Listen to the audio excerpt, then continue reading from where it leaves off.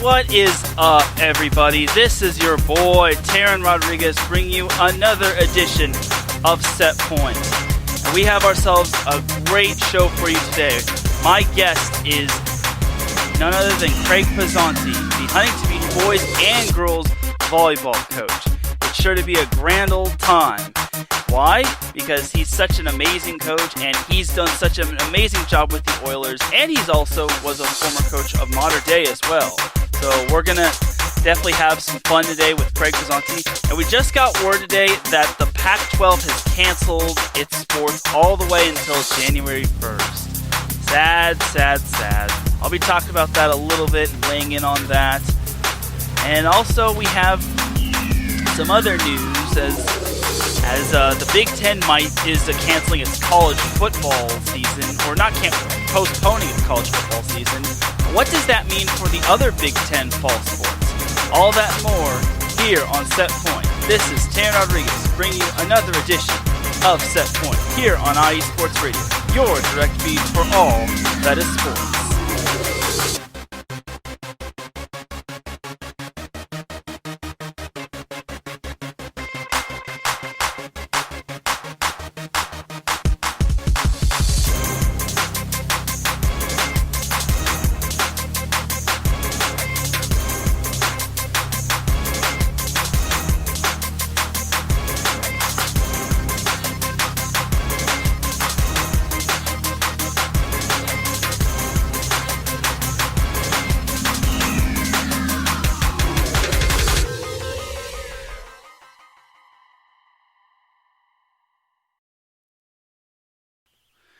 And we are live and direct with another episode of Set Point.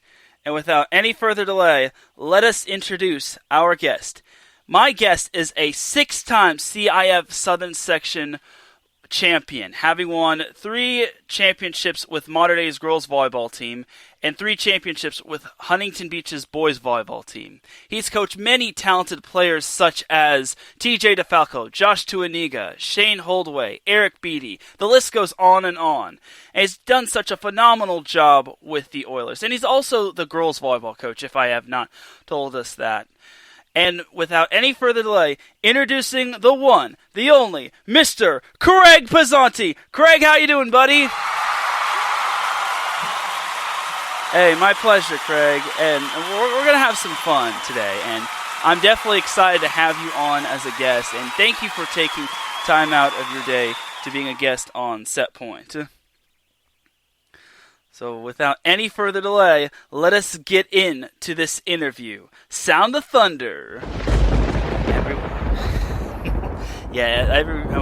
one of the listeners is definitely hearing the thunder. But first, I can hear it. All right. So before we get into the interview, just to clear up, just to have some housekeeping rules and just to clarify some things. First and foremost, these are the opinions and thoughts of Craig Pazanti and myself, Teran Rodriguez, not the opinions of IE Sports Radio, Huntington Beach High School, Long Beach State, Newport Harbor High School. The list goes on, you name it. And just another big disclaimer that Craig Pazanti is the head coach of Huntington Beach boys and girls volleyball, and I am pretty much a super fan of Newport Harbor, which is one of the rivals of Huntington Beach. So just gotta clarify, there may be a little discussion on Newport Harbor, but not too much. I'm not gonna go hog wild when it comes to Newport Harbor, because this is all about Craig Pazanti and Huntington Beach. So Craig, without any further delay, the floor is yours. Tell everyone who you are and how you got into volleyball and what you do, basically. Well, I'll be entering my 15th year as a teacher at Huntington, but I coached the boys and girls program there, and I got started in volleyball as a high school freshman, playing volleyball for Rocky Sorelli at Huntington Beach High School, being back at my alma mater and coaching there. But right after graduation, a couple of years, I became an assistant coach with the Oilers program, and was lucky enough to be there for 6 seasons and be an assistant for Rocky, winning 2 CIF championships in 1993 and 94 and as an assistant. And that, kind of paved the way for, what I wanted to do with my life. And I kind of figured that out. I left Huntington as I was finishing school and went on to be an assistant women's volleyball coach at Baylor University after putting some time in with the club ranks. And then when I moved back home, got the head coaching job at Mater Dei, and I was there for 5 seasons until I left Mater Dei to be the assistant and the head coach for 1 year at Golden West College with the women's program, and then found myself back at my alma mater, Huntington Beach High School, and that's where I've been since. And like I said, couldn't be happier being back where I went to school and being able to kind of continue the tradition that Rocky started at Huntington. That is amazing. Very amazing, and that's what I call coming full circle. So, back in 2013, let's take the time machine and go all the way back to 2013. You were also named Orange County Coach of the Year, and you mentioned that you were basically living your dream. Like, what did it feel like winning CIF that year in 2013, as you all were pretty much on the come-up that year? You all were pretty much on the come-up, and then you pretty much just rose above all. Yeah, that was a pretty special group. I had a couple guys that had been on the team, the varsity, for 4 years, and at Huntington, there's not very many freshmen that make the varsity. That it kind of started with, Matt Butler and Andrew Tenbrink were freshmen, 4 years previous to that, and then by the time they were seniors, they became the leaders. We got a transfer kid that had played with those guys for a long time named Zach Gates, but the program itself had always been pretty successful, and then to have that kind of run, I think we were seeded 4th that year, and Miracosta was the 1 seed, and we won a coin flip and got that semifinal at home, and beating those guys 3 straight kind of just started that whole run. And anytime you can play and beat a program like Miracosta in the playoffs, especially when they're, I think they had maybe 1 loss or no losses at that point, and we came to a point where I think that we just wanted to be on the map. And like I said, I was living the dream. It was exactly 20 years from the first CIF championship that Huntington won, and I was lucky enough to be a part of that team as an assistant coach. So I just think everything, the stars kind of lined up. And after we had lost to San Clemente in the finals of the Orange County Championships that year, that kind of started the run of winning 120 some odd matches in a row from 2013 to 2016. And, you can't do that without great players. I didn't all of a sudden, change up what I was doing as a coach. I was just doing it with a great group of athletes. And, as much success as I've had, I think that the coaching is, just a small part. If you don't have the athletes, you're never going to be successful. So I'm fortunate enough to have worked with some really talented volleyball players throughout the years. Absolutely. And you mentioned part of that long winning streak. Let's fast forward up to 2014. 2014 was a memorable year. You all went, I believe it was 40-0, and you only dropped 10 sets all year, if I'm not mistaken. How were you all able to stay so consistent despite everyone trying to take your best shot at you and pretty much having a target on your back? That was when we had won in 2013, and then coming back and trying to defend that title. You're always going to get everybody's best, and it was actually only 6 sets, Teran. So I think this might be the first time your stats have been off in all the time I've known you. But we lost 6 sets that year, and 2 of them were in the CIF finals. So up until that point, the team was pretty much playing like a machine, and it was kind of interesting. We went down to the Best of the West tournament, and this is when I realized how much talent we actually had. Josh Tuaniga had transferred in as a junior that year, but he was in his sit-out period, so he wasn't able to play yet. We had Tanner Woods, who was our sophomore setter, and he basically was the only setter on the roster at that point. And in the first match of the Best of the West, he broke his hand. And we didn't know it was broken. He played that whole tournament. We didn't lose a set in that tournament. But he was out, and Josh still wasn't able to play. So Davis Gillette, who was a defensive specialist, and I know you remember him. He ended up being a starting libero at UCLA as a freshman, but he ended up coming in and setting that group with virtually little to no setting experience. And we kind of ran a modified thing with Brendan Sanders setting a little bit and TJ setting a little bit. And it was like we still never were really challenged that much. And to do something like that with the schedule that we like to play, I mean, we're not ducking anybody, and all the best teams in Southern California are playing everybody. So when when you're going out there and playing with a roster that is not full and still playing against great teams and being able to be successful, it's just like I said, it's a tribute to the athletes. But yeah, it was a pretty special year. And then by the time we got Josh midway through the season, I think we were playing on a different level than pretty much everybody else. Absolutely. I definitely remember those days. You all were pretty much the juggernaut of pretty much the whole world. Like nothing was pretty much standing in your way. Like it's really awe-inspiring, honestly. So now we move to 2015, where you all made the CIF finals, obviously, but then you faced a determined Corona Del Mar team, which obviously I know about because they're the rivals of my alma mater, Newport Harbor. So obviously they pretty much were hitting back every time you knocked them down. So what was that like in the CIF finals, and how they had to push you to a fifth set? They came out and we knew that they were gonna. I actually, I have that match recorded, and I probably watch it once every week or so, just to try to. And I've probably watched it since that time, just to see as we get through, and as the program has advanced on, not only did we have great athletes, but what were we doing differently, and why were we so successful aside from just the kids on the court? So I actually watched that match last week. So it's pretty fresh in my mind. I think they came out, and I remember kind of the speech was, we got to weather the storm. They're going to come out and give it everything they had. They did, and they took a big lead. And, to be honest with you, I think I didn't do a great job in that first set. I probably could have stopped some momentum. I think I remember Will Hunter going on like a 6 or 7 point serving run early with a few aces. And, that group had been so savvy and so calm and never really looked like they were ever stressed in matches. I let them kind of deal with it on their own. I probably should have taken a timeout a little bit earlier and tried to calm things down.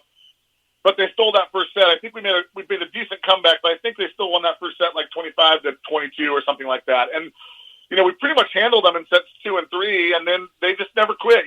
Steve, they've had a couple different coaches since that time with Conti and Astor and now Sam, and they always, all those guys do a great job. And but Steve Conti in particular, really had those guys ready to play, and kind of looking at the match afterwards, seeing where they thought maybe our weaknesses were, if there was any weakness, and trying to exploit that. They did a really good job. I think when it got to the fifth set and it was closing time, we set it out at 100% in that fifth set, and the final set was 15-8. So, in a regular score game back in the old school, it would have been like 7-0 at that point. I just think that those guys never really thought that they were going to lose. And even though when we got into those stressful situations, I think they could call back on any one of those matches over the last 2.5 years before that. And there was nobody more weathered than those guys were as far as savvy and just being in situations. So I don't think that they ever really stressed out. And that was a really, really good Corona Del Mar team. And, we actually, if you would have told we were going to be up 24-22 in the fourth set, up 2-1, I thought there's no way we're going 5. And they somehow gritted it out and found a way to get us to a fifth set, which, was a big accomplishment in its own right.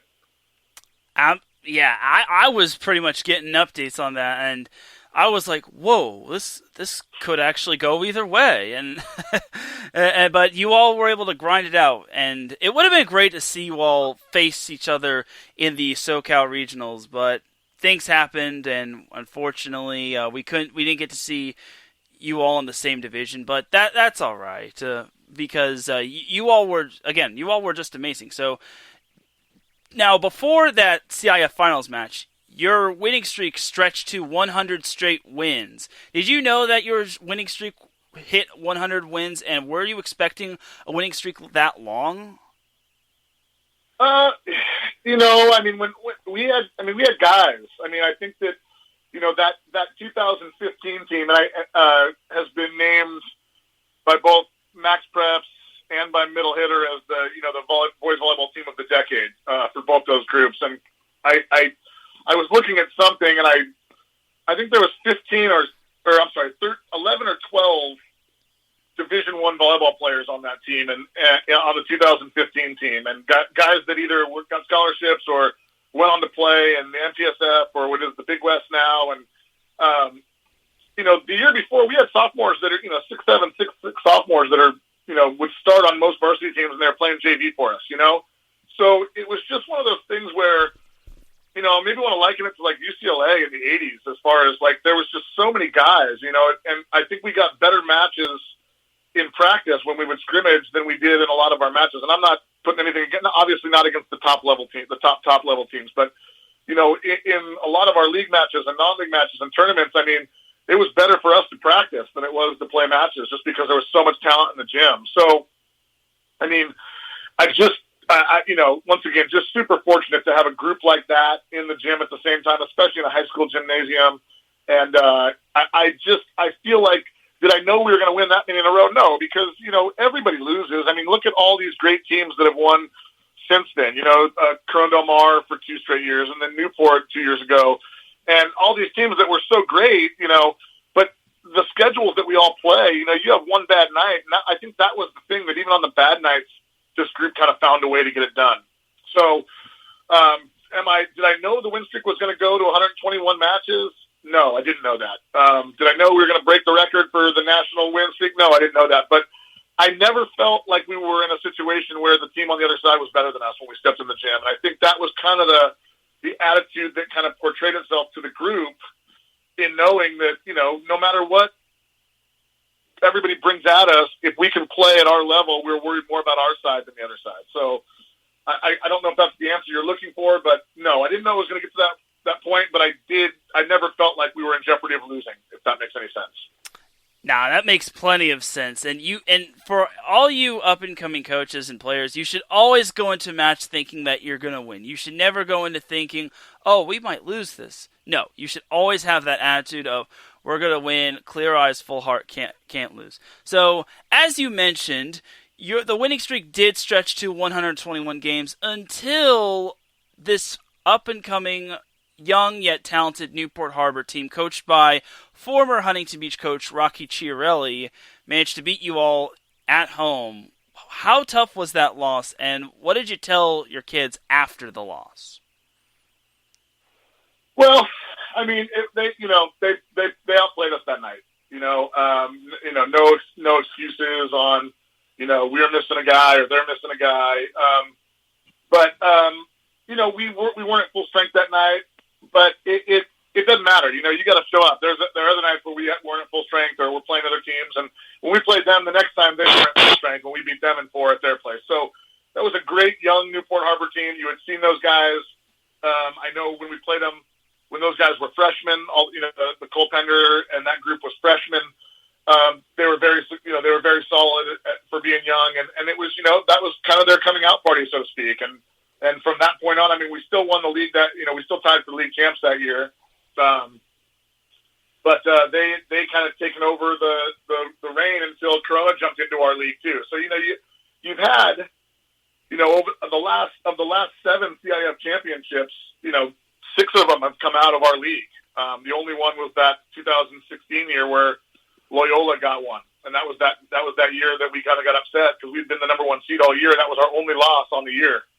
And we bumped to number 4 in the rankings because of the tiebreaker scenario.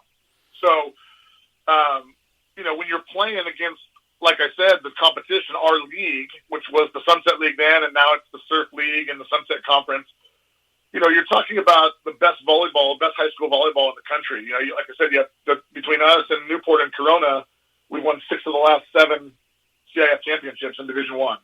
So, and then throw Laguna in the mix there, and Los Al and Edison have been great. It doesn't surprise me that when the streak came to an end, it was going to be to a team in our league. Absolutely, and in your defense, I really thought you all were going to be rested, and I wasn't at the game. Obviously, unfortunately, I was actually at a Lakers-Clippers game, if anyone can believe that. So it was tough, but all the parents were just giving me updates saying, "Oh, Newport's winning." It's like, this is too good to be true. And then it's like, oh, okay, they actually won. So, yeah, but let me just get this out of the way. It does take a lot of consistency and a lot of determination to win 121 games. So I definitely all have to give you an applause for that. I'm hitting the applause button right now, and you all deserve a lot of credit for that winning streak. Everyone should pretty much like tip your hat off when it comes to that accomplishment, and that might never ever happen again. So that's just me.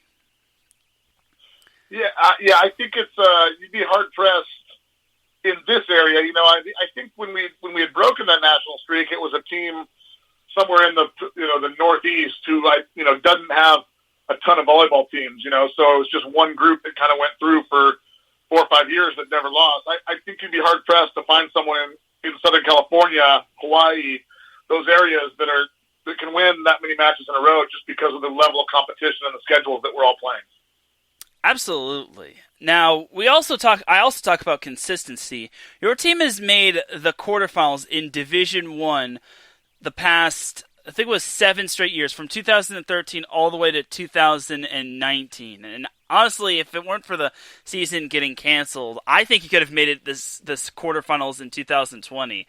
So what has been like the playoff like consistency in terms of like getting to the quarterfinals? Because keep in mind, this is in Division 1. This is the highest division.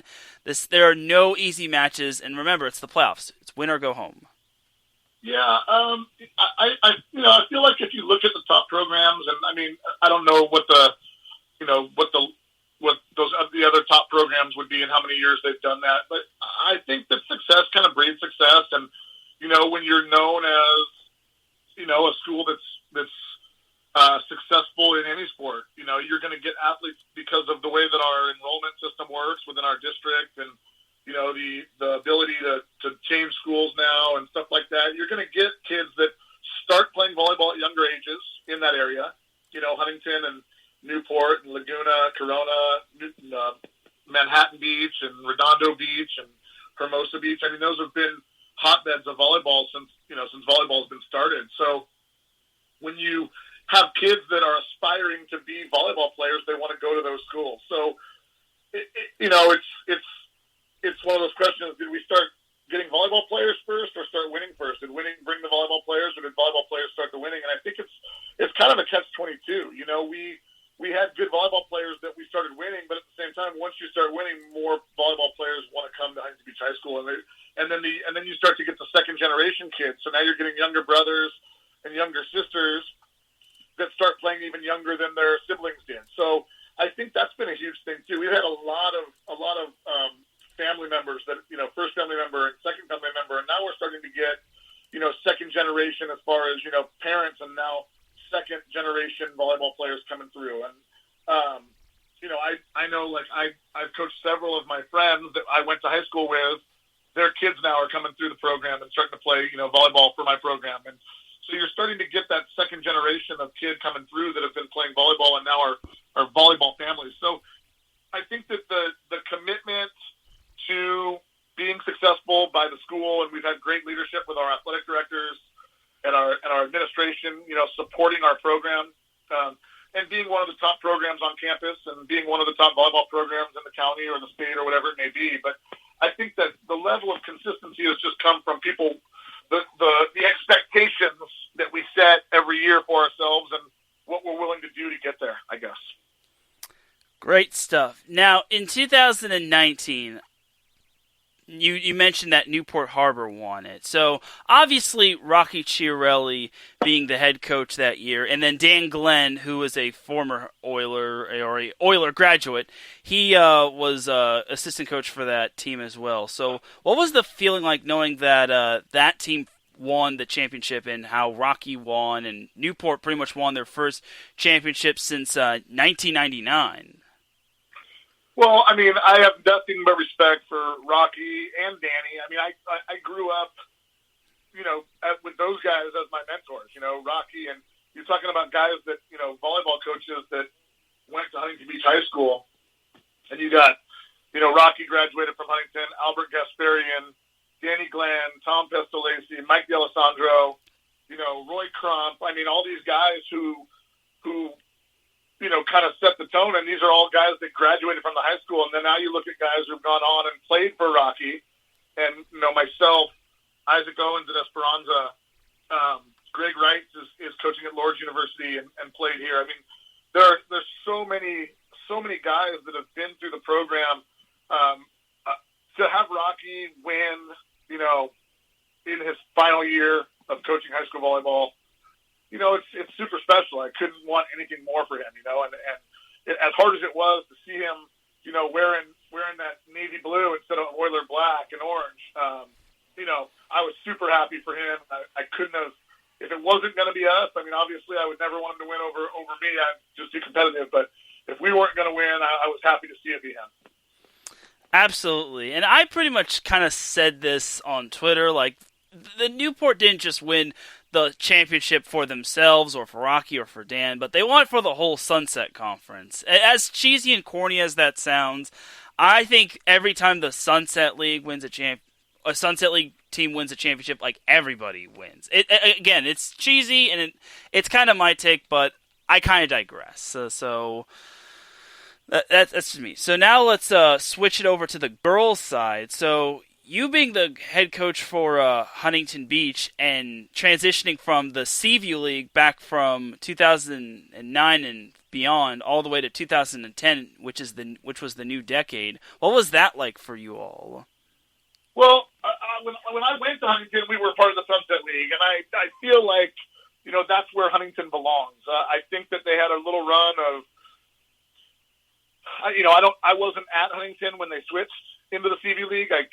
When I came back, they were in the Seaview League, and we were only there for, I think, 2 seasons until we switched back. So, I'll tell you the hardest part of being in the Seaview League was just the travel. I mean, we were on the road, and the closest school to us was Woodbridge. So we weren't in our we were with all the Irvine schools and the El Toros and Foothill. I mean, there was nothing that was really that close to us. And I mean, I think you lost a lot of those natural rivalries that, all these kids that are from Huntington Beach and Fountain Valley area, you grow up playing against them in Little League and rec basketball and, whatever it may be down at the beach. And, you grow up playing against these kids, and then all of a sudden you get to high school, and now you don't get to compete against them anymore. And I thought it was I didn't think it was great. And I know the athletic program at Huntington during that time was down a little bit. But getting back into the Sunset League and having to compete in every match every night was better. I think it's better. I think that I would never want to play against teams that aren't competitive. And I think even at the bottom of the Sunset League, you're still getting teams that are, these kids are working hard and competing every single night because they have to. So as we got back into the Sunset League, I think it turned our program back around. When you're playing against teams that aren't as competitive, sometimes you're not going to get them to be the best you can be by the end of the season. That's why I've always tried to schedule as hard as I can. Play the toughest teams we can during the year, because if the goal is to win CIF every season, which it should be when we walk in the gym, then if we get beat up a little bit throughout the year, then we get beat up a little bit throughout the year, but we're going to continue to get better. So I think Huntington should and always should be in the Sunset League, and I don't see us going anywhere anytime soon. Absolutely, and I totally agree. And you're a very wise man, because as the old saying goes, iron sharpens iron, and you get better by playing better teams. Like, any team can be undefeated if they're scheduling not the greatest competition, but if you want to have raw, tough Division I talent on your team, you gotta schedule the best. Yeah, and that basically goes to an old saying: in order to beat the best, you gotta be the best. And speaking of the best, it took Huntington a little bit of time to finally crack the top 2 of the Sunset League, but you eventually found your bearings, and you eventually were league champions for a while. So how were you able to overcome the adversity with former perennial teams such as Newport and Los Al, who are still pretty good for the most part, and Edison too? Yeah, well, I mean, like I said, it's a good league, and it's a league where A lot of schools, don't have to play great teams every night, so they can have bad nights. And if you're playing in the Sunset League, then that's not really the case, no matter what it is. And I kind of liken it to, if you're talking about like college football. Well, if you are, the landscape has changed a little bit, but back in the day when Boise State was having all those huge upsets in college football when they were beating Oklahoma in bowl games and stuff like that, if you only have to get up for one or two games a year and you're beating everybody else up pretty good, it's a lot easier than when your guys are getting beat up year after year after year after year, or week after week after week after week after week, and then now you're dealing with the injuries and all that sort of stuff. So getting to the point where you have to play against everybody. So when we first came back in the league, Los Al was going through a run. I don't know how many it was that they won in a row, but I want to say it's like 5 or 6, and it went from when it was Jimmy to when Jimmy Munoz to when Dave Huber took over, and they were kind of cruising, and they had won a few CIF championships, I think a state title, and 5 or 6 league titles in a row. So I think the year we finally got them was 2014, and then we won it 4 straight years with the girls at that point. So it's all going to go in cycles unless you're in a different situation. But with most of the public schools in this area, it's going to cycle. We're always going to be competitive because we're going to coach our butts off, and we're going to scout, we're going to get in the gym, and we're going to work hard.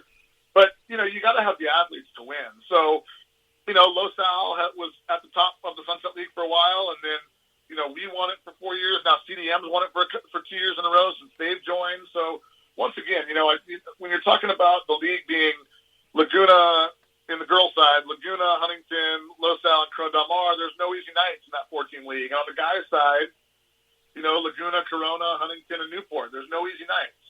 So I think, like you said, what did you say? Steel, sharpen steel or something like that? It's like, we're all making each other better for the end of the year. So that's kind of how I see that.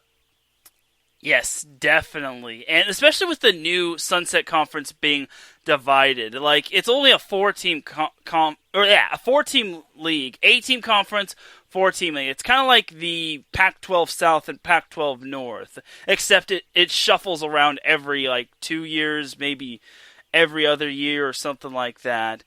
Either way, it's good and bad. So yeah. So yeah, I'm not gonna get too much into that, but something I do need to get into is,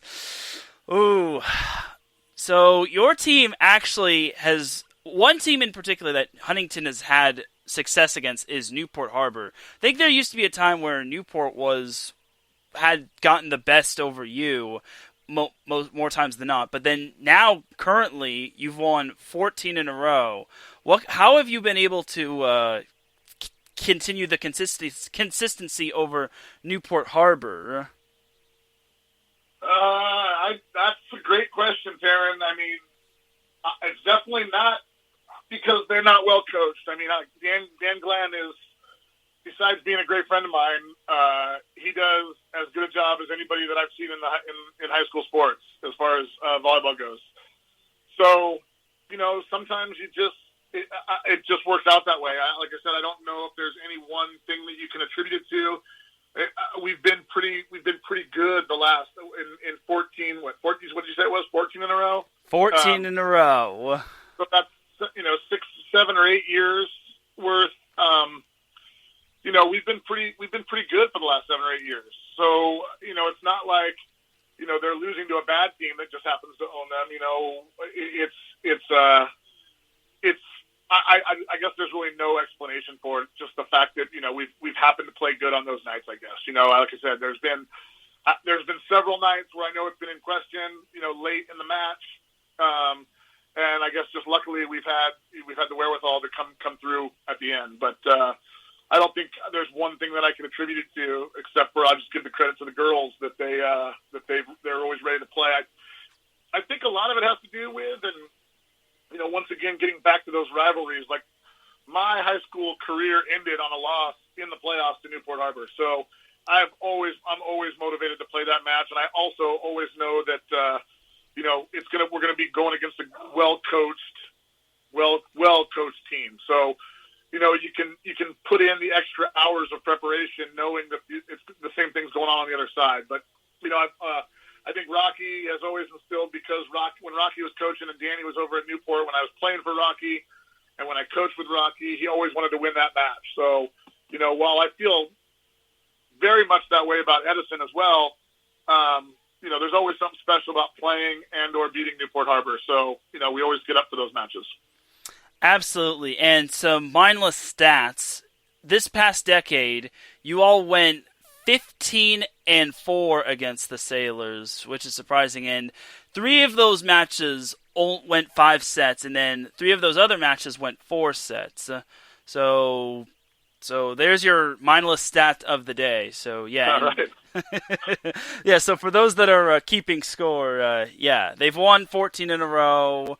As cringeworthy as that is for being a Newport Harbor fan, you actually have to admire that consistency and how great and prepared teams can be. Because sometimes you can't get too high on the wins, but you can't get too low on the losses. And sometimes that happens to teams. And for Huntington, they're always in the middle. They're never high or they're never low. They're always laser focused, and they always come willing, ready, and well prepared. So definitely, again, I gotta give a tip of the cap on that one. So thank you very much.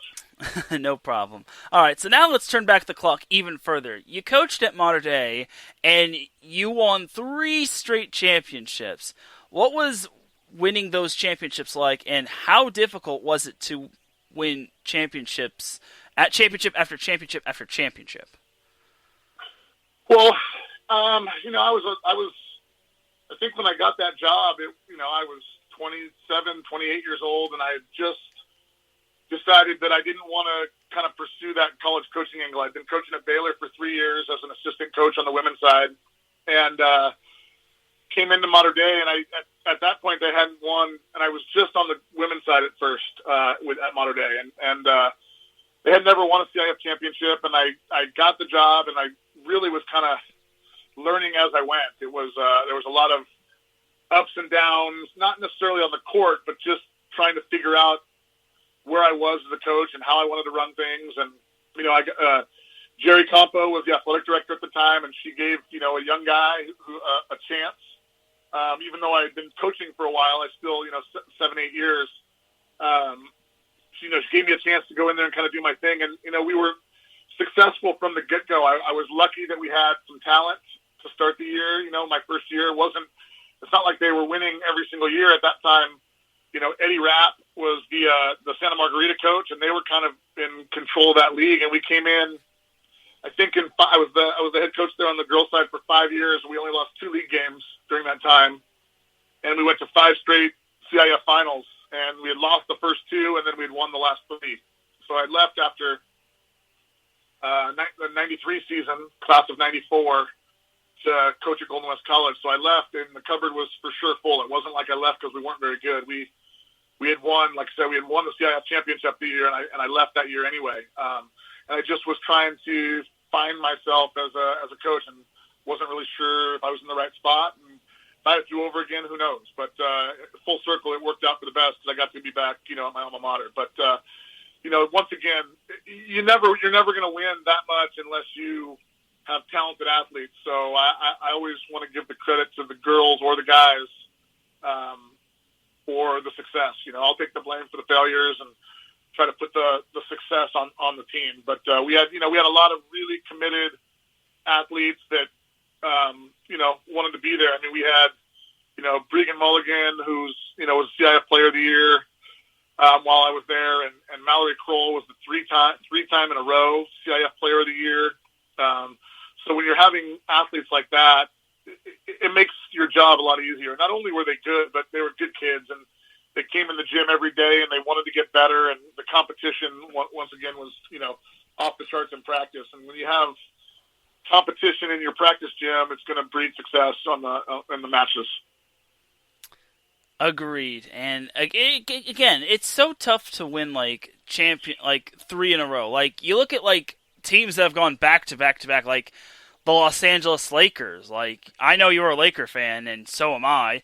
Like, to win like back-to-back-to-back titles with Shaq and Kobe and D-Fish and Robert Horry and all of that, it's tough. And it's tough to win like 3 championships in a row in any sport. So the fact that you all and this was back in the day. Like, I don't know much about back in the day, but it's still very impressive, honestly. So yeah, I think part of that too is, Teran, and I think it's, you hear about it when they start talking about like LeBron and in his however many seasons it's been in, but when you add up all the playoff games, it's 2, 3, 4 extra years, 2, 3 extra seasons of play with all those playoff games. And I think that's the part that people don't really realize is, most people's seasons are for the girls, let's say for instance, most people's seasons are ending at the end of October, early November. But if you're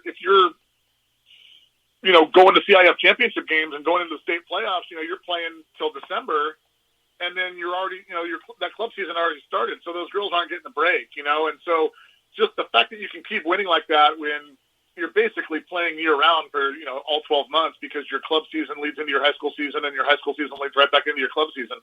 And I think that's the real testament to those girls, is the fact that, those young girls that went to 4 straight CIF championship games, if they were freshmen on the varsity, those seasons are another month long than everybody else's. You go into a club tryout.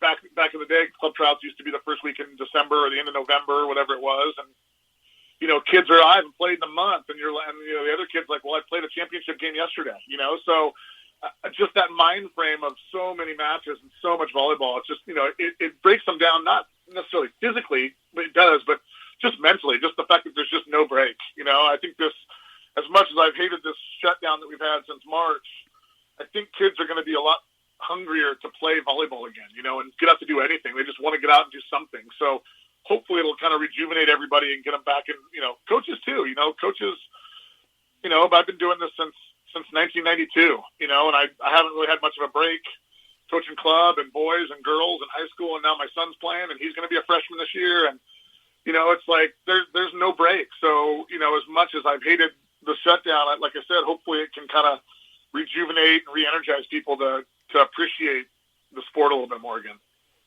I totally agree with you on that one, and I can't wait for the season to start as well.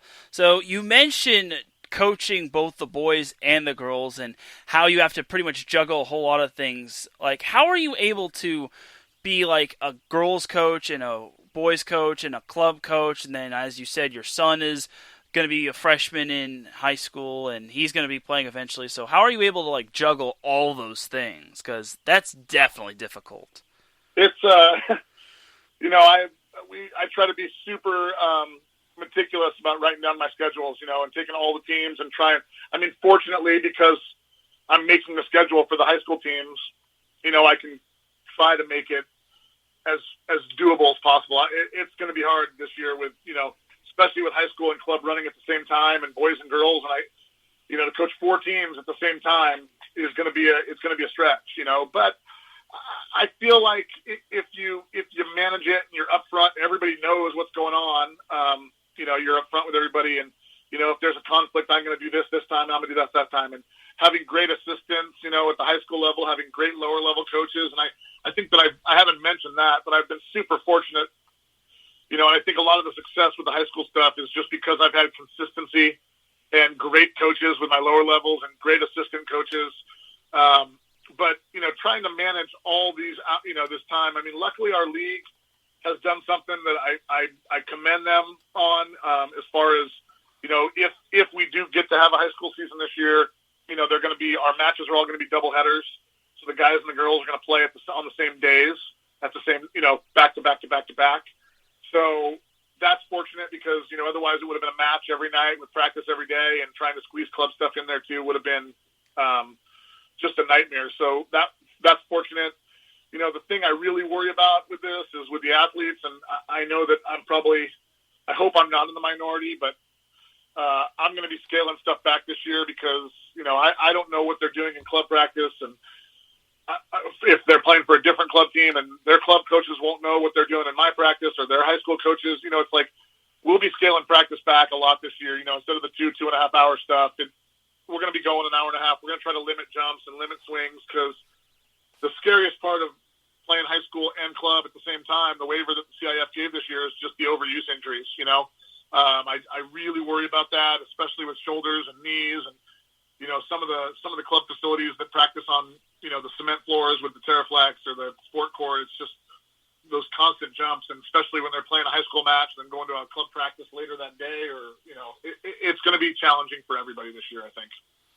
It will definitely be a challenge, especially for coaches like you having to coach the boys and the girls and then club, and then it's just so challenging. And again, I got to commend you and tip my hat to you. I know I've been saying that a lot, but it's your job is probably the most difficult. I have a tough time juggling around a whole lot of things with my part-time job as well. So, and especially with school coming back. So again, I commend you for everything that you've done in terms of Huntington Beach volleyball.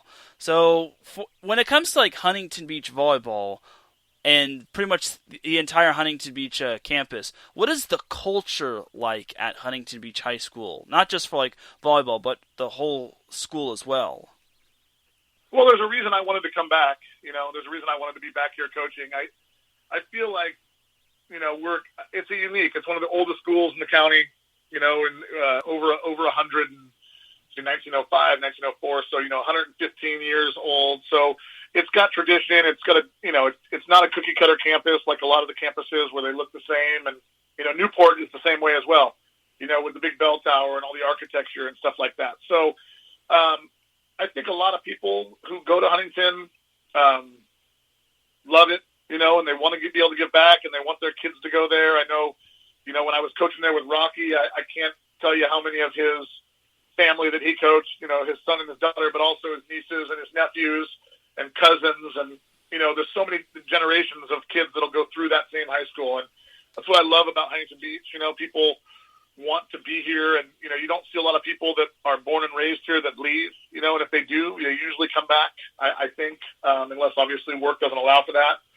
But, the culture itself leads itself also to a beach city, so it's the programs that have been successful, year in and year out, for 40 years is, what are the beachy sports? It's volleyball and surfing, and we always are competitive with those two sports. Lately, Benji Madur has done a great job with our baseball program and put them on the map nationally as well. Over the had a lot of major leaguers that have been drafted, but in a beach community, you love seeing the beach sports prosper. And so, I think once again, you go back to why have we been consistent? It's, kids growing up, playing volleyball on the beach and learning at a young age, and, that being their primary focus when they get to high school. So I guess I don't know if I answered your question, but I hope I did. You did for the most part, and I definitely agree. And Huntington Beach is just such a beautiful place to be at. It's not just called Surf City for a reason. It's a beautiful place, and it's pretty much near PCH, and you pretty much get to see the water for the most part. And it's a great view. I normally take public transportation, but when I see that when it's sunny, it's pretty much clear water, and it's whoa, that is super pretty, and it's just a sight to see. So it's a beautiful thing, as one of my iSports Radio hosts would say. So from coaching is a lifestyle for you. From watching tape to game planning to teaching and coaching young men and women, what has coaching taught you about life? Well, I mean, the biggest thing that we like to preach in our program is that, we want to make them, obviously, we're trying to win. We want to compete, but we want these kids to be better people when they leave the program, and we want them, and you see the transformation. I want to say, girls mature a lot faster than guys. So you see that process happen with the guys a little bit more. Just, they come in at 14 years old and goofy and gangly and immature, and then they leave and they're men, and hopefully we've instilled some stuff in through sport, because I've always believed that sport is a microcosm of life. You have your ups and you have your downs and your highs and your lows, and how you react to those things and how you learn from that stuff is super important. So, to see these guys and girls that I'm coaching have success after volleyball, whether they go to play in college or not, just the effort that they've had to give and how we push them to, for volleyball reasons. But how they come back and, want to get involved or want to come by, like the question I get every year is, when the alumni game, coach, I want to come back and see you, or I want to do this, or to have your ex-players want to come back and coach with you. Most of my staff, all of my staff, pretty much that I've coached them at some point, either in high school or club volleyball, So I think that's the biggest compliment, is when somebody you coached wants to come back and be a part of the program. So, what is the most fulfilling part? Seeing these kids have success afterwards and then wanting to give back to the program, kind of like I wanted to do after I graduated.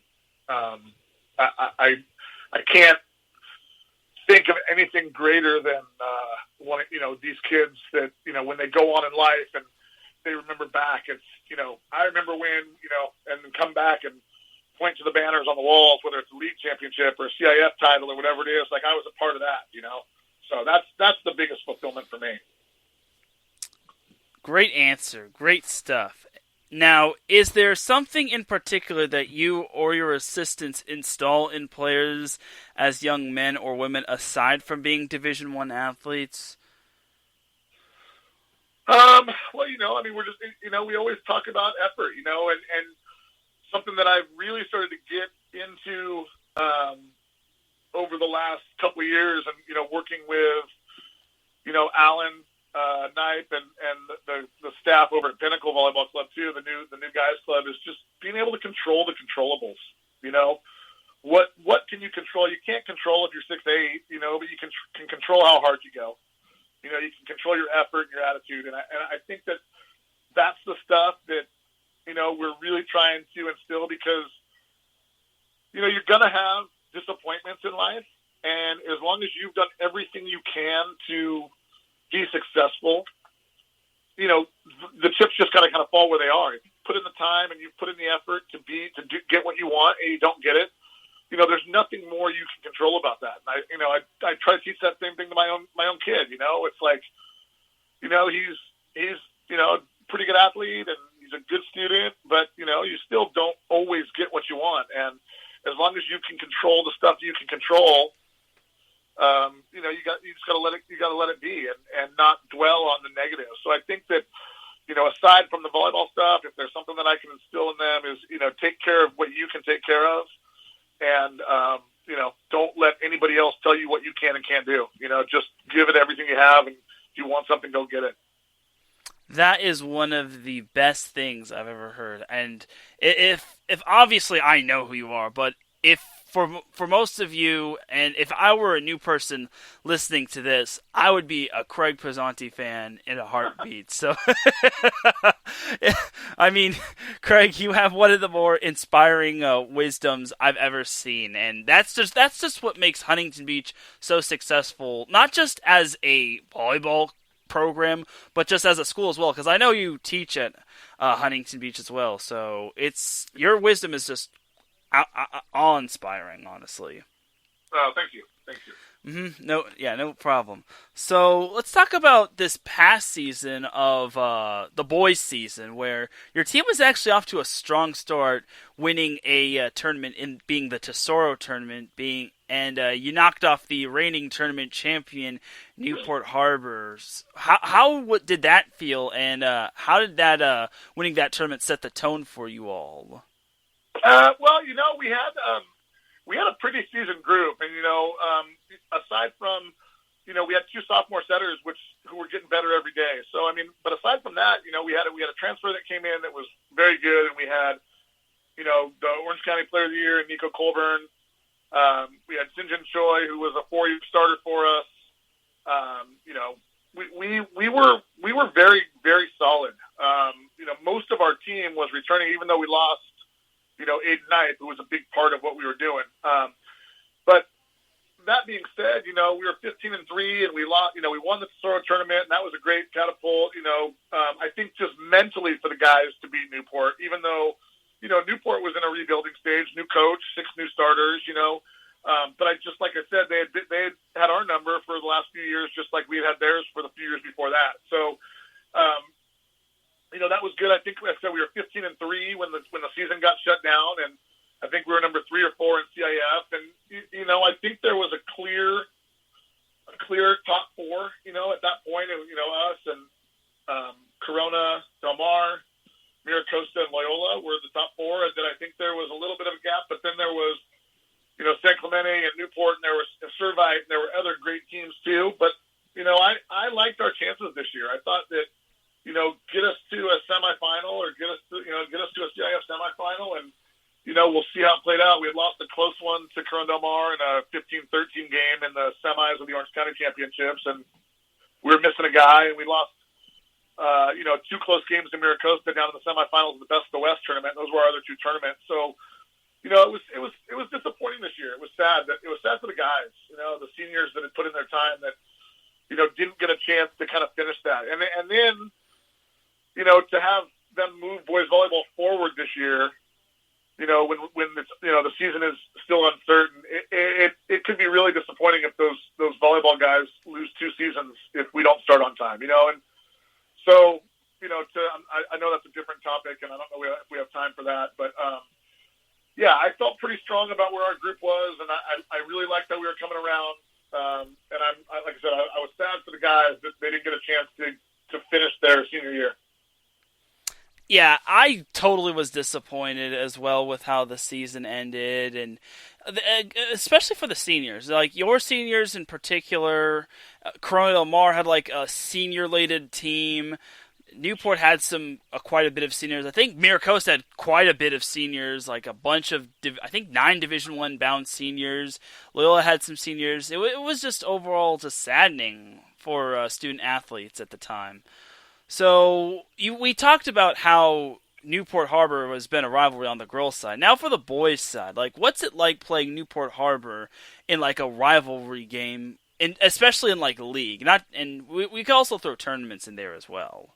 Yeah, I mean, the tournament stuff to me is here or there. I mean, we want to win every time, but our first goal every year is to win the league. And that's, we walk in on the guy's side, and that's we sit down in our preseason meeting, and that's always going to be the first goal is to win the league, assuming we have a chance to win the league, and we usually have enough athletes where we're going to be competitive. So playing Newport,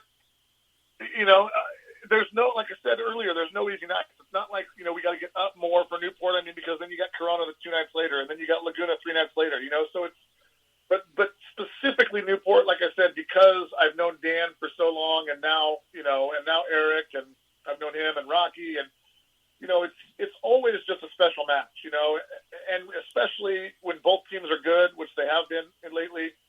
The crowd you get at Huntington, it's awesome, but in that cramped, packed gym with the funky ceiling at Newport, you get the funny bounce that maybe a ball that would have scored a point and bounces back in, and you're always going to get Newport's best every night. They're going to work their butts off no matter who the coach is. And it's just instilled from whether it was Dan or Rock or Eric. They're going to grind and they're going to grovel and they're never going to give you anything. So those are the nights I love. And, when people always talk about, well, what do you like better, coaching club or high school? Because sometimes you're going to get better teams in the club stuff just because you're pulling from all the places. But I talked to guys who've won gold medals at junior nationals and the same guys who've won CIF championships. And it's awesome to win a gold medal in club in front of your parents and your teammates. But when you're winning a CIF championship in front of your whole school and your community and your friends and all that stuff, I mean, it doesn't get any better than that. And playing regional finals at Huntington, and I was watching some video of our Miracosta match from 2013, and our gym is huge, and we were packed on both sides, standing room only for that match. And that's the kind of stuff that you can't replicate. The adrenaline. Watching the NBA stuff right now, and even though they're pumping in crowd noise and Major League Baseball, and they're pumping in crowd noise, but there's no fans, and it's like it's awkward watching it just because you're not getting that same adrenaline rush from the home court, the home team, etc. But so I think the most special part about those Newport matches, not only that you're always playing good teams, is just the environment you get in a great high school volleyball match in Orange County. Absolutely. I definitely agree. And some quick hits in regards to the Newport-Huntington Beach rivalry. Newport Harbor won 5 in a row from 2010 all the way to 2011. Then Huntington Beach won 10 in a row from 2012 all the way to 2016. Then Newport and Huntington split their league matches in 2016, and then 2017 to 2019, Newport won 9 in a row. So, unfortunately for Craig, Newport went 15-11 against the Oilers. But so far, the Oilers are undefeated in the new decade. So That's right. That's right. and remember, the Oilers were named Team of the Decade, so we got that on the show. I can't argue with that. I cannot argue with that, Craig. All right, a couple more questions. So, whether your team wins or loses, what is your go-to meal after games? Or do you just go home for some nice home cooking? Well, it depends. You know, when we're getting home late, it's super limited on where we go. We like to go as a coaching staff, depending on, like in CIF games, we would always go to Wahoo's afterwards. When we were on that run, we'd end up at that Wahoo's on Beach and Warner, and we could either celebrate or drown our sorrows a little bit and have a little bit of food because they were open late. But lately, as I'm getting older, the losses hit me a little bit harder. So sometimes I just go home and sulk and try to prepare for the next match. So I guess the amount of time in the day or the time or the what restaurants are open kind of depicts on what the post game meal is. Great stuff. Now, now a couple more questions. So, who have been some of your more memorable players you've coached on the men's and women's side, or not the men's and women's, girls and boys side? Well, I mean, when you're talking about, Josh and TJ being, maybe the best guys to play their position in the sport ever, I mean, or at least in the top group. So, those guys obviously are memorable, and they're memorable because it's so recent. But I think I'd have to put Matt Butler in that group too. Blake Diamond in that group. Shane Holdaway. I still remember Shane Holdaway telling me he was a basketball player until he played volleyball, and then he decided he didn't like basketball anymore because he loved volleyball. All these guys, and it's hard to pick out any one. Obviously the easy answer is Josh or TJ, just because of what they've done after they left Huntington, while they were at Huntington, etc. But I'd be hard pressed to say that any one of those guys on that team or any of those teams weren't equally as important. On the girls' side, we had the Orange County Athlete of the Year play for me this year. As far as she was a Zolani Hodel, and I'm not saying that she's an amazing volleyball player, but just as far as just being a pure athlete, she might be the best athlete that I've coached on the girls' side. And once again, it's recent, so but I would have to go back even to some of the girls that played for me while I was at Mater Dei, Bregan Mulligan and Mallory Kroll, who were multiple times CIF Players of the Year. Whitney Pavlik, who played at UC Irvine, local kid, and made a name for herself on the AVP after college. And on the club side, I mean, you could go. There's a million of them. So those are a few names that kind of hit me, right off the bat. But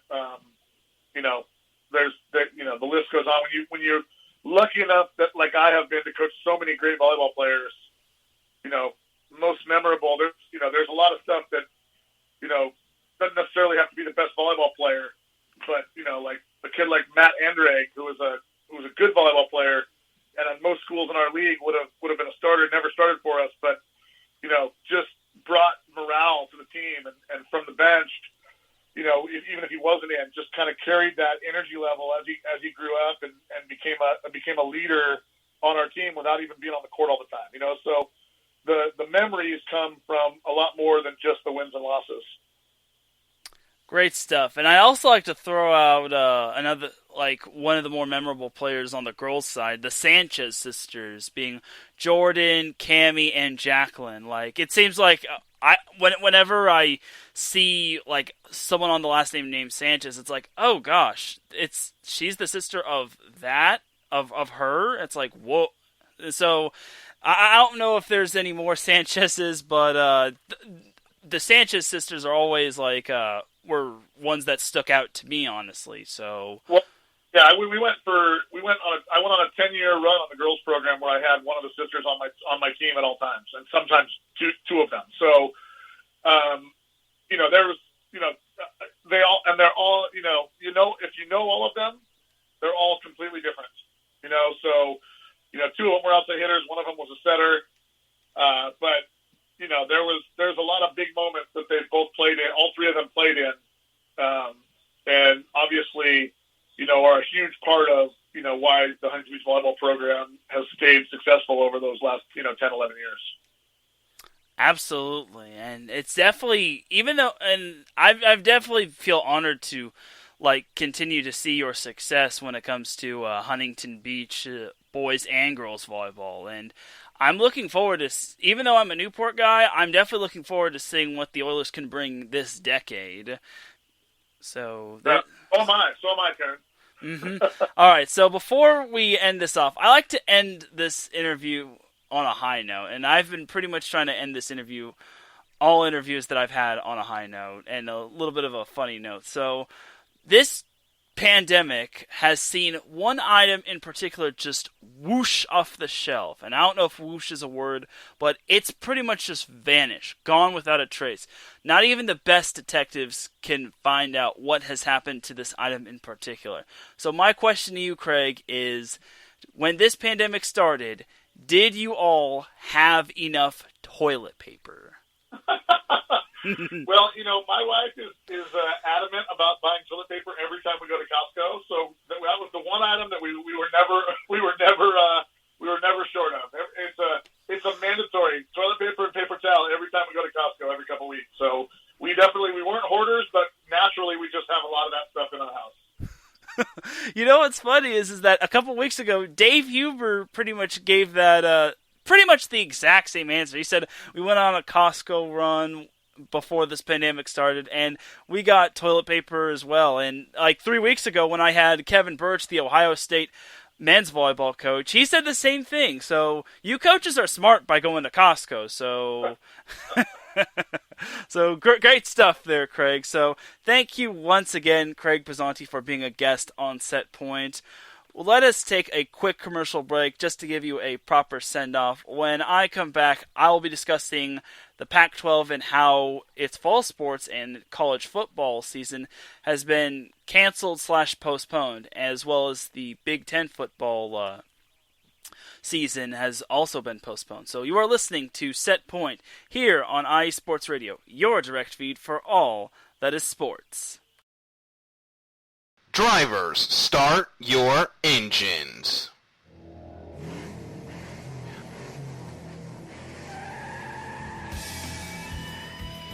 Auto racing takes many forms, from the close quarter contact of NASCAR to the high-speed, high-risk atmosphere of IndyCar, all the way to the pinnacle of technology with the Formula One World Championship.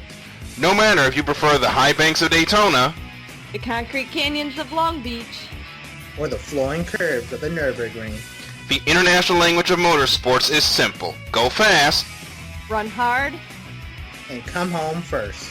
So join us, myself, Darrell Kinsey Jr., Lolita Camello, and Michael Ward, on a world tour of all the best motorsports has to offer on the Extra Mile, Thursdays at 7 p.m. Eastern, 4 p.m. Pacific, only on your home for all. That is sports. IE Sports Radio.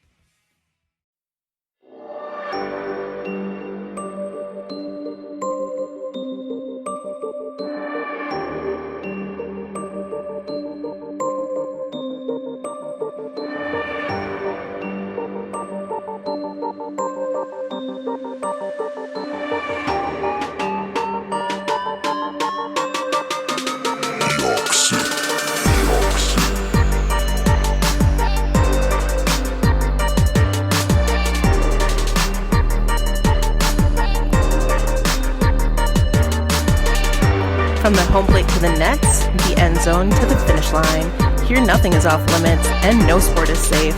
Not what it seems with your host Caitlin Seam, bringing you sports like you've never heard before.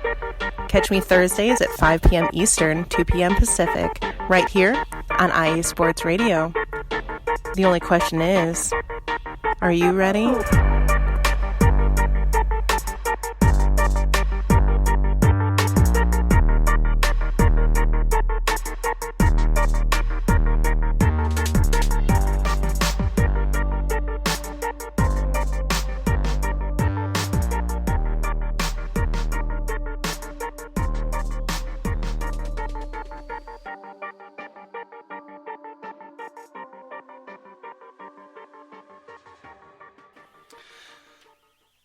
And we are back with Set Point. This is your boy, Teran Rodriguez, and we are bringing you the second half of this show. We have less than 20 minutes, so kind of have to get through this pretty much quick as possible. First and foremost, I would like to give a huge thank you to Craig Pazanti for being a guest on Set Point. It was definitely an honor having him. Definitely got to give him the applause button one more time.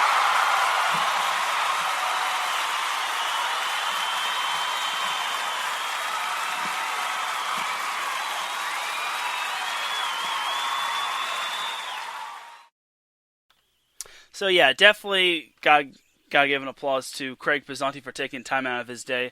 Also gotta give a shout out to the chat room. Gotta give a shout out to Dave Friedman, who just wrapped up his episode of the Kansas City Shuffle. Another great episode. Great to have him back on air after a little bit of a 3-week hiatus, but I'm glad he's got everything squared away. Also gotta give a shout out to Marcus Lowe Scrate for popping in the chat room.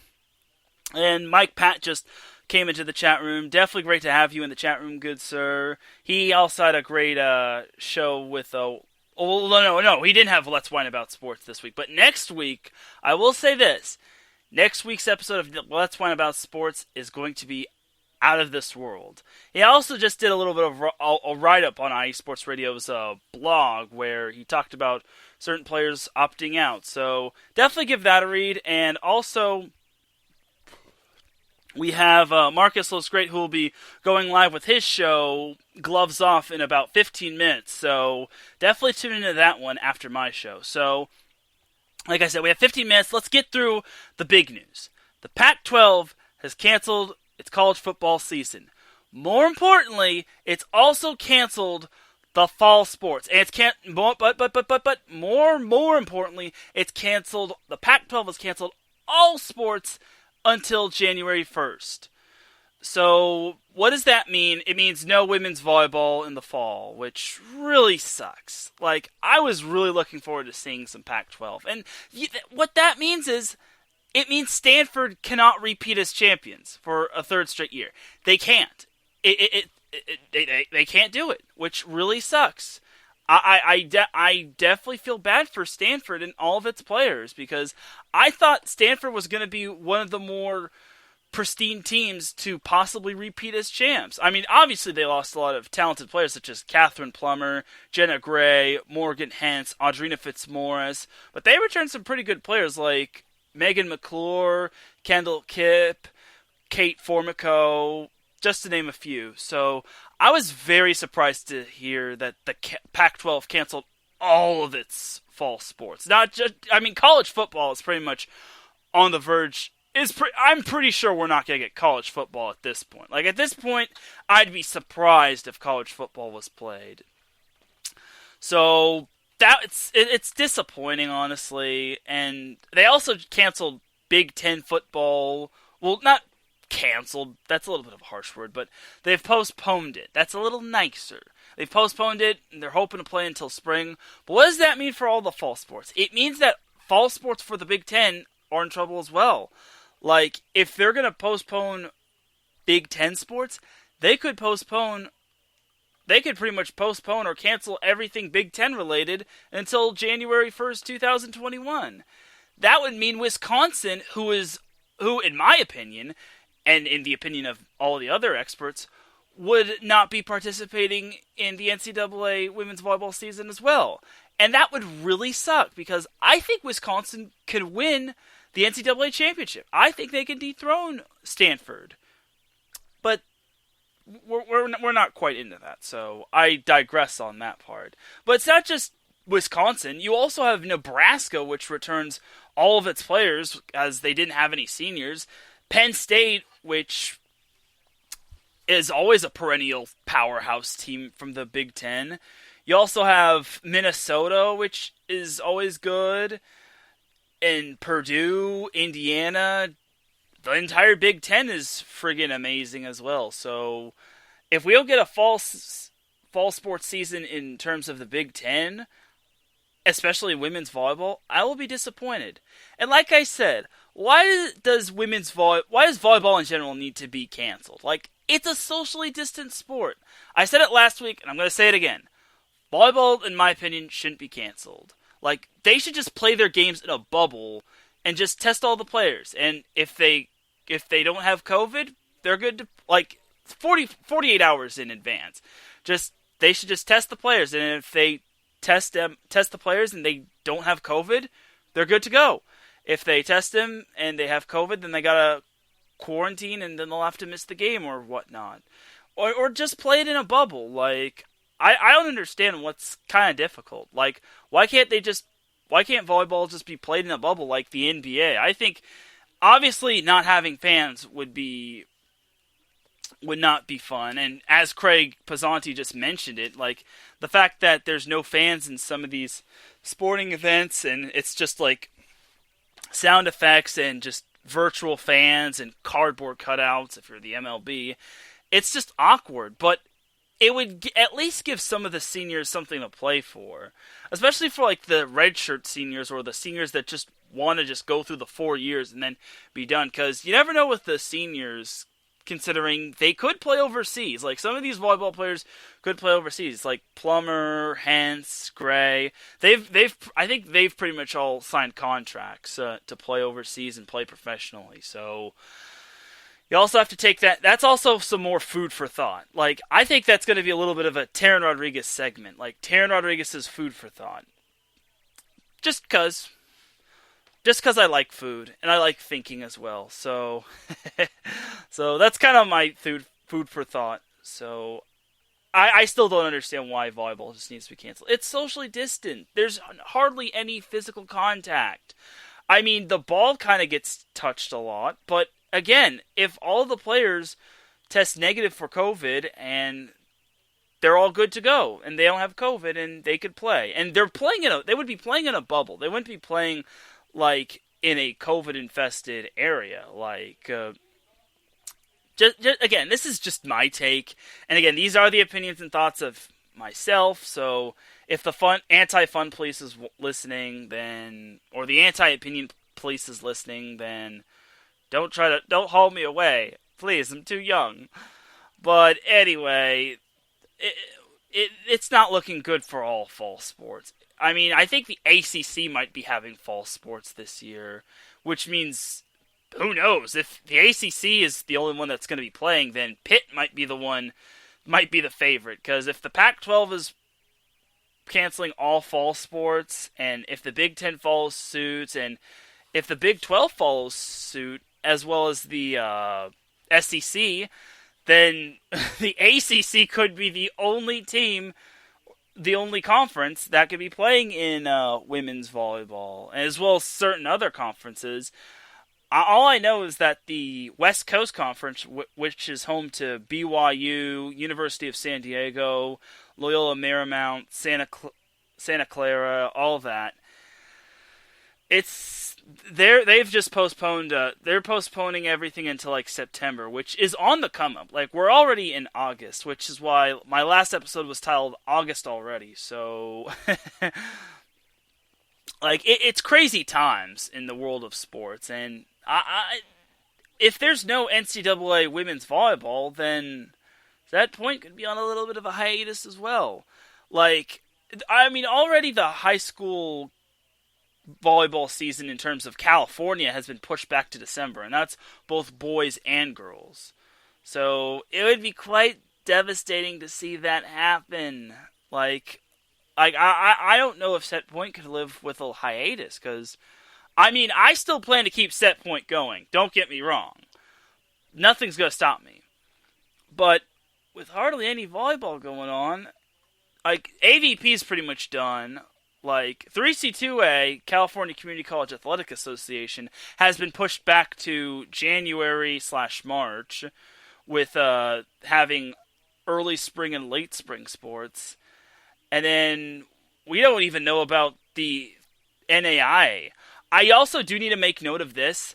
The NCAA Division II, I think, championships or NCAA Division II season will not be having championships, I think, for the remainder of 2020. I'm not entirely certain, but all I know is that, NCAA Division II has canceled all fall sports championships. So, no volleyball from, like, Chapman or whatnot. So, that's another thing. Like, no NCAA Division II, like, this is becoming very concerning, honestly. Not just for fans, but for athletes and coaches. Like, what are these coaches and athletes supposed to do if they're not supposed to be having fall seasons? Like, no NCAA Division II championships this year? Like, what the heck? Like, well, according to Brett McMurphy, he says that NCAA Division II has canceled all fall sports championships.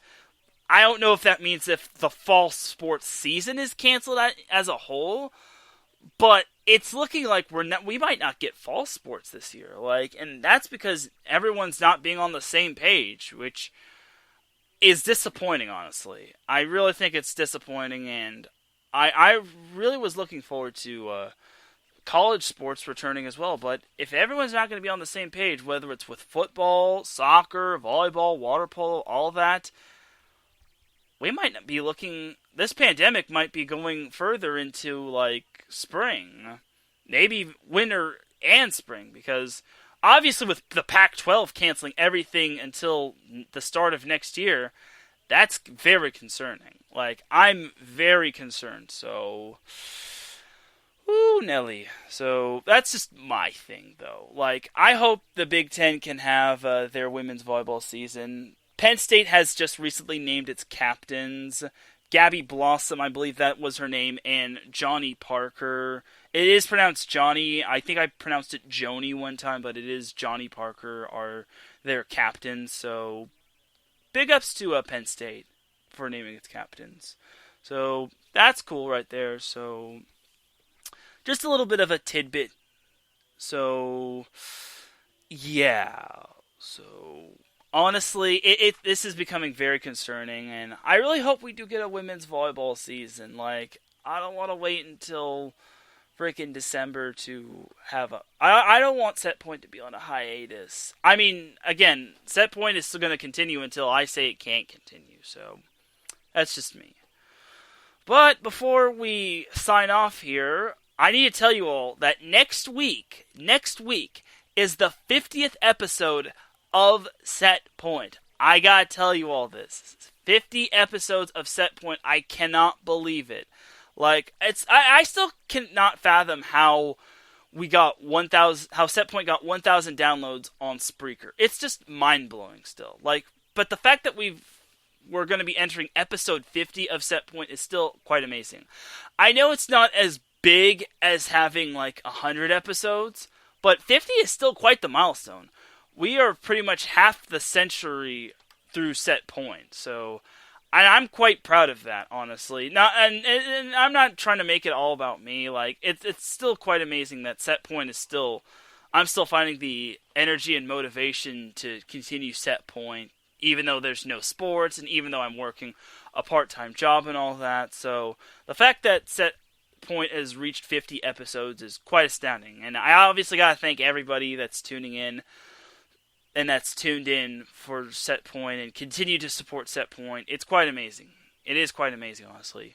So for next week, I'm thinking of having multiple guests on, but having them on as at different, when it comes to like different interviews. Like, I might have 2 guests on next week. I might have 1 guest. I might not even have any guests next week, but I hope to have some sort of guests for next week's show of Set Point. I also will be doing a Q&A, so I'm definitely doing a Q&A when it comes to next week's episode of Set Point. So to everyone who is listening, if you have a question for me, and please make it appropriate. Please make it an appropriate question. Don't make it too personal. Don't be anything past PG rated. Like, please keep it clean and simple. And it doesn't really have to be volleyball related. Like, if you want it to be volleyball related, then good for you. But if you have any questions for me, just feel free to reach out to me. And make sure to, like, maybe use like some sort of hashtag, say like hashtag setpoint Q&A. That's the thing. That's perfect right there. Like, if you have any questions for me for the Setpoint Q&A for next week, I want you to use the hashtag setpoint Q&A, because I really want to do like a Q&A, which would be really cool, just in honor of 50. Setpoint reaching its 50th episode. And Marcus Los Great says, keep it clean. Facts. Keep it clean. Please don't send me anything explicit or any questions explicit or anything like that. Just make it simple and have fun with it and be creative. Don't make it too personal, and don't make it like anything past PG. Like Marcus Los Great said, keep it clean. Like, I definitely hope I can get like some sort of Q&A, and I'll definitely be tweeting this out as well. I kind of hinted it out as well for Set Point as well, saying I'm gonna do a Q&A. So, and that's basically the honor of the 50th episode of Set Point. And again, I still can't believe we're at 50 episodes. Holy crud! But that's pretty much gonna do it for Set Point. This is your boy, Teran Rodriguez. I definitely appreciate everyone who's tuning in. If you're listening live, I greatly appreciate you listening in. Shout out to Marcus Los Great, Mike Pat, and Dave Friedman for being in the chat room. And if you're listening to this on the replay, I definitely appreciate you. Big shout out to everyone who tuned in anywhere in the world and who's pretty much supported Set Point. I definitely appreciate you. We're going to have some fun with this 50th episode of Set Point. And who knows, maybe I'll have a little bit of a story time about how Set Point came to be. But with that being said, it's time to drop the beat, because I am about to dip like a banana in chocolate. You feel me? So, for your boy, Teran Rodriguez, and all of iSports Radio, I am signing off, y'all. You have yourselves a good rest of the night. And in a couple of minutes, or less than a couple of minutes, we have Gloves Off with Marcus Los Great. Have a great night, everybody. Peace and blessings.